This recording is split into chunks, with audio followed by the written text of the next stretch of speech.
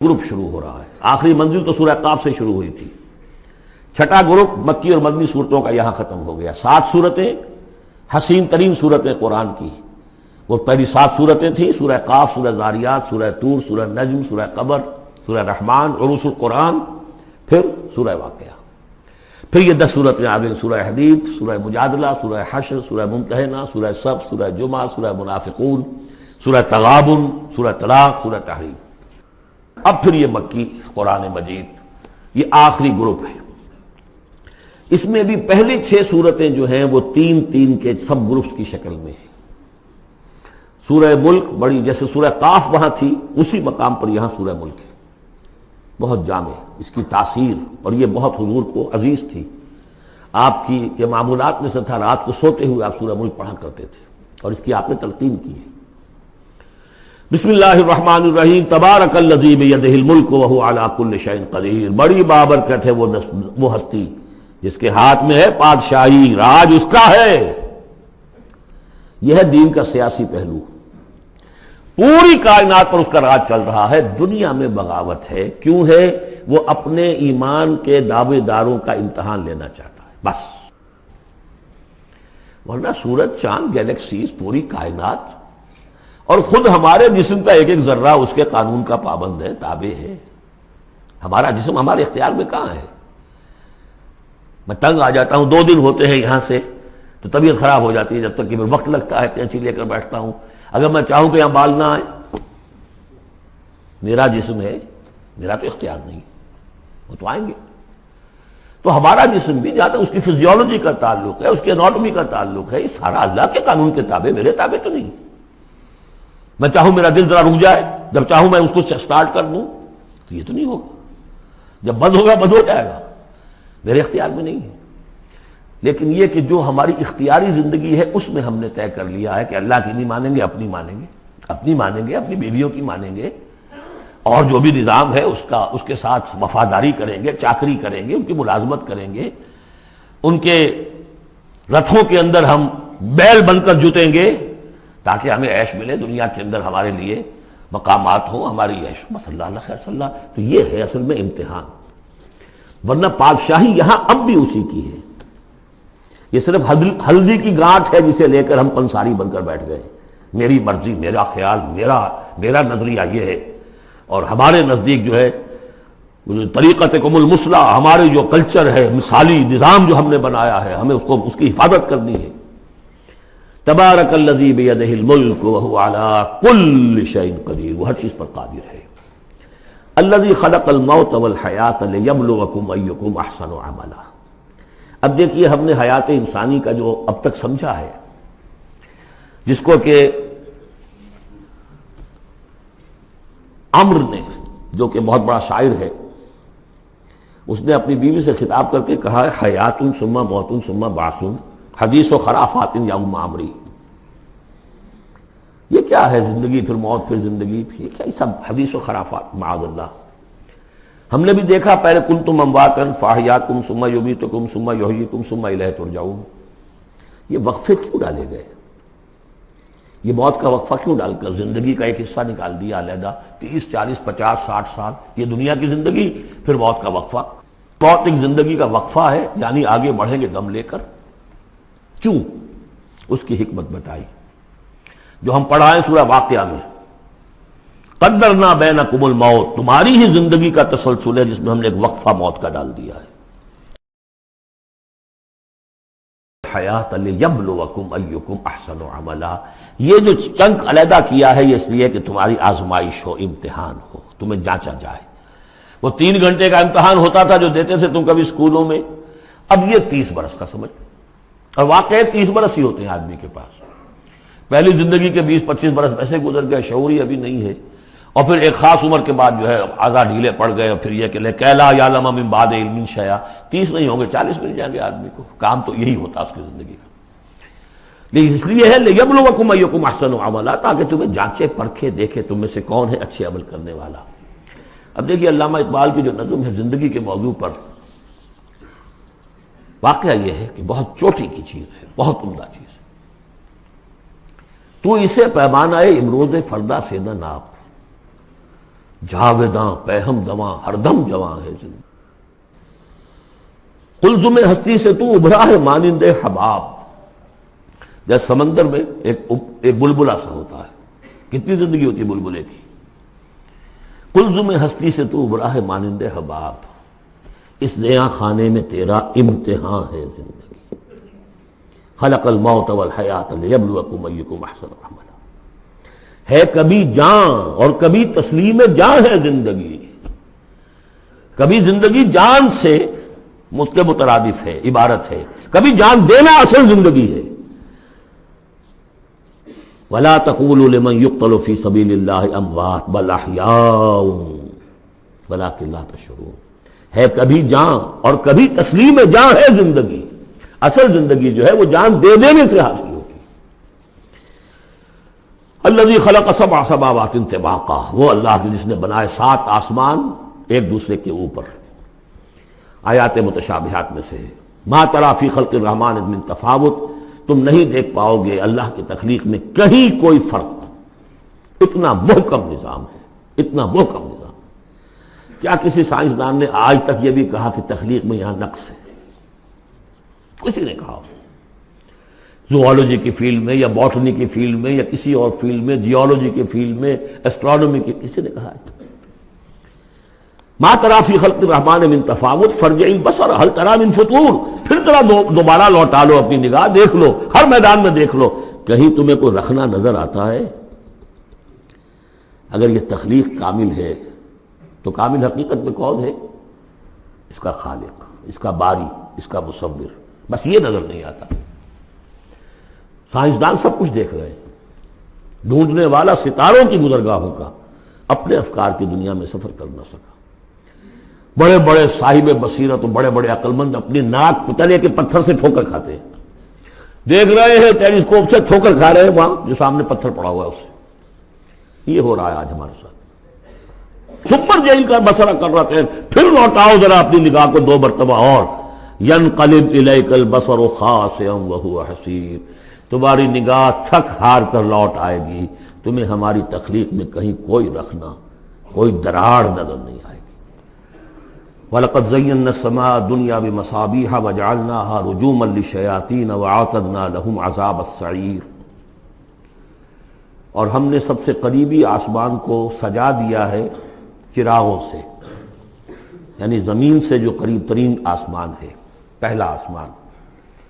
اور ان چراغوں کو ہم نے بنا دیا ہے رجومًا للشیاطین. شیاطین جن جو ہیں وہ جو کوشش کرتے ہیں اس سے باہر نکل کر، اور وہ چاہتے ہیں کہ کچھ خبریں جو ہیں وہ فرشتوں سے چرا کر لے آئیں، تو ان کو کھدیڑنے کے لیے، ان کو اوپر سنگ باری کے لیے ہم نے یہ میزائلز رکھے ہوئے ہیں.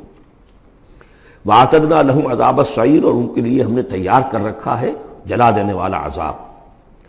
وَلِلَّذِينَ كَفَرُوا بِرَبِّهِمْ، اور جو لوگ اللہ کا، اپنے رب کا کفر کریں، چاہے وہ انسان ہو چاہے جنات ہوں، ان کے لیے ہے عذاب جہنم، جہنم کا عذاب. وَبِئْسَ الْمَصِيرُ، اور وہ بہت ہی برا ٹھکانہ ہے. اذا القوا فیہا سمعوا لہا شہیقا وہی تفور، جب وہ اس میں جھونکے جائیں گے تو سنیں گے کہ وہ دھاڑ رہی ہوگی، اچھل کود رہی ہوگی، اس کا جوش و خروش ہوگا. جو سورہ قاف میں ہم نے پڑھا تھا کہ ہم اس سے پوچھیں گے حل امتلأت وتقول حل من مزید، وہ اور چاہے گی. جیسے کوئی بھوکا بھیڑیا ہو یا بھوکا شیر ہو اور اس کے آگے کوئی شکار ڈالا جائے تو جس طریقے سے وہ اس پر غرا کر آئے گا، تکاد تمیز من الغیظ، قریب ہوگا کہ وہ اپنے غصے سے پھٹ جائے. کلما القی فیہا فوج، جب کبھی بھی اس میں ایک فوج ڈالی جائے گی، یعنی یہ کہ ایک قوم کے بعد دوسری، دوسری کے بعد تیسری، وہ تو ہو رہا ہے.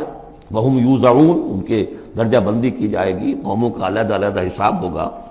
سألہم خزنتہا، تو جو جہنم کے داروغہ ہے وہ ان سے کہیں گے الم یاتکم نذیر، کیا آپ کے پاس کوئی خبردار کرنے والے نہیں آیا؟ قالوا بلا، وہ کہیں گے آیا تھا، کیوں نہیں؟ قد جاءنا نذیر، ہمارے پاس خبردار کرنے والا آیا. فکذبنا، ہم نے انہیں جھٹلا دیا تھا. وقلنا ما نزل اللہ من شیء، اور ہم نے کہا کوئی شے نہیں اتاری اللہ نے، یہ تم خام خواہ کہہ رہے ہو کہ تم پر کوئی قرآن اترا ہے یا تورات اتری ہے. ان انتم الا فی ضلال کبیر، ہم نے اس سے بھی بڑھ کر کہا کہ تم تو خود کسی گمراہی میں ہو، کھلی گمراہی میں مبتلا ہو گئے ہو، تمہیں کوئی آسیب آ گیا ہے یا کچھ اور ہو گیا ہے. وقالوا لو كنا نسمع او نعقل، اور انہوں نے کہا یا وہ کہیں گے کہ اگر ہم سنتے اور سوچتے، غور کرتے، عقل سے کام لیتے، ما کنا فی اصحاب السعیر، تو ہم نہ ہوتے اس جہنم والوں میں سے۔ فاعترفوا بذنبہم، پس انہوں نے اپنے اصل گناہ کا اعتراف کر لیا۔ یہ بہت اہم مقام ہے۔ اصل گناہ کیا تھا کہ ہم نے ان کی بات سنی نہیں، سنی تو انسنی کر دی، اس پر غور نہیں کیا۔ اس لیے کہ ہم یہ آج پڑھ چکے ہیں، ان السمع والبصر والفؤاد کل اولئک کان عنہ مسئولا۔ اللہ نے تمہیں یہ فیکلٹیز دی ہیں تو اس لیے کہ استعمال کرو۔ ہم نے بند کر کے رکھ چھوڑی ہے۔ ہماری ریت ہے، ہماری آباء و اجداد کی رسمیں ہیں، ہماری برادری کے یہ رواج ہیں، ہم اتنے عرصے سے ایک جماعت میں ہیں، اس جماعت کا یہ چلن ہے، جو بھی ہے، اس فرقے میں ہے، اس فرقے کا یہ معاملہ ہے۔ یہ ساری چیزیں جو ہے کہ نہ سوچنا، نہ غور کرنا، نہ سننا۔ فاعترفوا بذنبہم، اصل گناہ یہ ہے ان کا۔ فسحقا لاصحاب السعیر، تو اب دفع ہو جائیں، یہ دھکارے جائیں یہ لوگ کہ جو جہنمی ہیں۔ اس کے برعکس ان الذین یخشون ربہم بالغیب، وہ لوگ کہ جو اپنے رب سے ڈرتے رہے غیب میں، لہم مغفرۃ واجر کبیر، ان کے لیے مغفرت بھی ہے اور بہت بڑا اجر بھی ہے۔ واسروا قولکم او اجہروا بہ، اور دیکھو چاہے تم اپنے قول کو چھپا کر بیان کرو یا بلند آوازی سے بیان کرو۔ انہ علیم بذات الصدور، وہ تو اس سے بھی واقف ہے جو تمہارے سینوں کے اندر مضمر ہے اور پنہا ہے۔ الا یعلم من خلق، بڑی اہم آیت ہے یہ وہ حصے ہیں قرآن کے یہ کہ جن کو اس طریقے سے ازبر ہونا چاہیے اگر بات کرنا چاہتے ہیں، آپ دین کی وہ خدمت کرنا چاہتے ہیں۔ کیا وہی نہ جانے گا جس نے پیدا کیا؟ ایک ایسی بات ہے کہ جس کا کوئی انکار کر ہی نہیں سکتا۔ گھڑی بنانے والے کو تو معلوم ہے میں نے اس میں کیا کیا پرزے رکھے ہوئے ہیں، مجھے نہیں معلوم، میں اس کا استعمال تو کر رہا ہوں، مجھے بتا دیا یہ بٹن دبا دیں یہ آن ہو جائے گا، لیکن یہ کہ جس نے بنایا ہے کیا اس سے چھپی ہوئی کوئی چیز ہے؟ الا یعلم من خلق وهو اللطیف الخبیر، اور وہ تو بہت باریک بین ہے، ہر شے کی خبر رکھتا ہے۔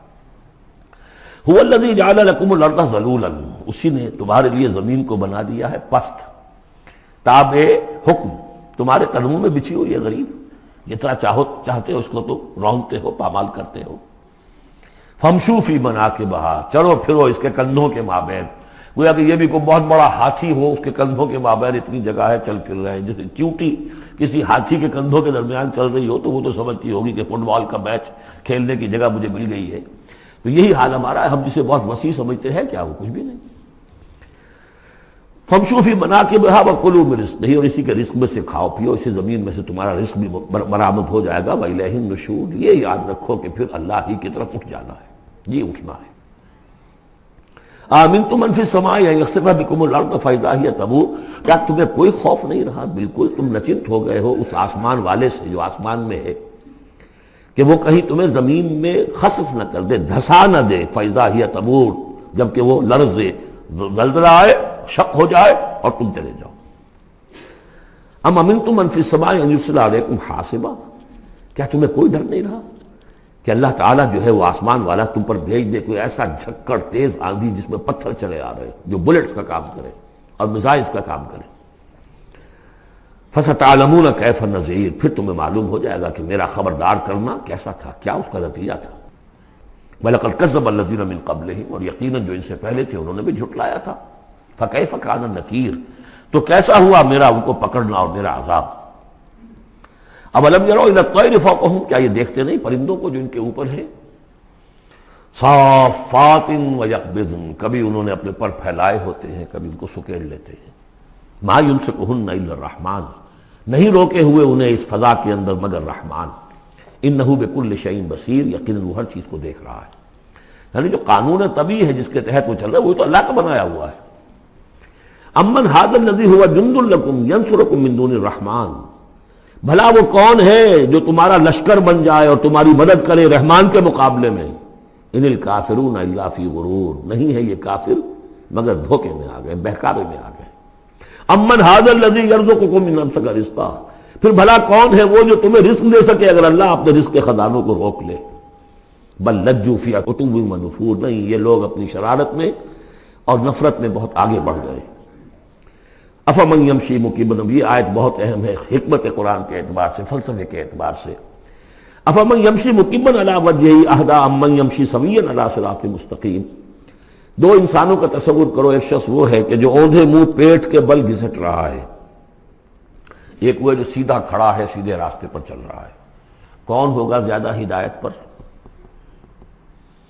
اس میں نقشہ پھینک دیا گیا ہے، جو لوگ حیوانی سطح پر زندگی بسر کر رہے ہیں صرف انسٹنکٹس کی وجہ سے زندہ ہیں، پیٹ معاشی جدوجہد اسی کے لیے زندہ ہیں، گھسٹ رہے ہیں اسی میں، اس اوندھے پڑے ہوئے انسان کے معنی نہیں جنہیں آگے کا کچھ پتہ نہیں، آگے کہاں جانا ہے، وہ تو ان کے انسٹنکٹس انہیں چلا رہے ہیں، بالکل اینیمل لیول کے اوپر زندگی گزار رہے ہیں، اوندھے منہ۔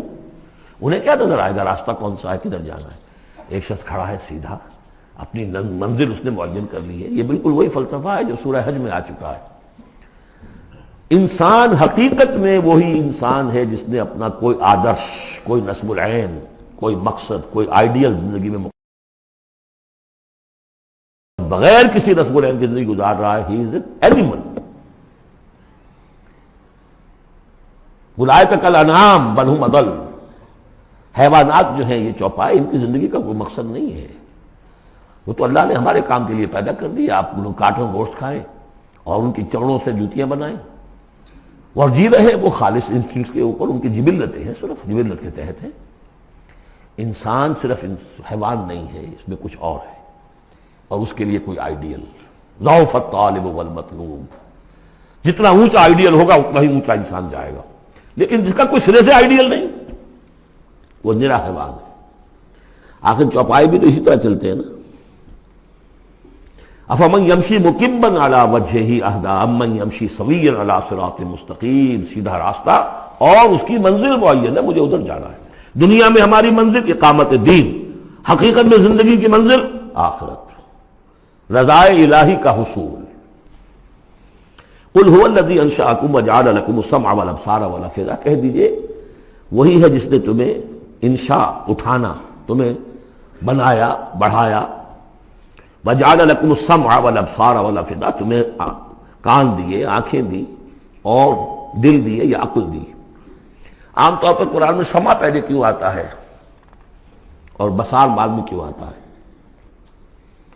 انسانی علم کا جب آپ جائزہ لیں گے تو اس میں پہلا حصہ ہوتا ہے جو پہلی نسلوں نے علم حاصل کیا ہوا ہے، اس کو آپ اخذ کرتے ہیں اپنی سماعت سے۔ آپ سنتے ہیں، کلاس میں لیکچر ہو رہا ہے، پروفیسر لیکچر دے رہا ہے، جو کچھ ہوا ہے پہلے وہ آپ نے پچھلی نسلوں کا جو بھی ذخیرہ معلومات ہے وہ جمع کیا، اب آپ نے آبزرو کیا، کچھ اور معلومات حاصل کی، کچھ نئی حقیقتیں آپ پر منکشف ہوئیں، اور پھر آپ نے اس کو جوڑا، ایک قدم آگے گئے۔